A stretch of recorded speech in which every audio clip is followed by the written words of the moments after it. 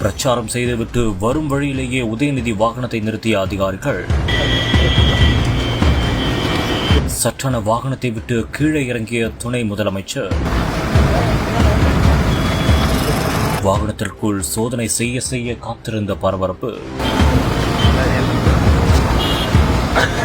திண்டுக்கல் மாவட்டம் நிலக்கோட்டை பகுதியில் துணை முதலமைச்சர் உதயநிதி ஸ்டாலின் அங்கு பிரச்சாரம் மேற்கொண்டு விட்டு அம்மைநாயக்கனூர் பகுதியை நோக்கி சென்று கொண்டிருந்துள்ளார். அப்போது திடீரென்று அங்கு சோதனையில் ஈடுபட்டுக் கொண்டிருந்த பறக்கும் படையினர் சட்டென அவரது வேனை நிறுத்தியுள்ளனர். முக்கியமாக அவரை கீழே இறங்கச் சொல்லி வாகனத்தை சோதனையும் செய்துள்ளனர். இதற்கு முழு ஒத்துழைப்பையும் வழங்கியிருக்கிறார் உதயநிதி ஸ்டாலின். பின்னர் எதுவும் இல்லை என்று தெரிந்த பின் அவர் அங்கிருந்து கிளம்பி சென்றார். இந்த ஒரு சம்பவத்தால் அப்பகுதியில் பெரும் பரபரப்பான ஒரு சூழல் ஏற்பட்டது.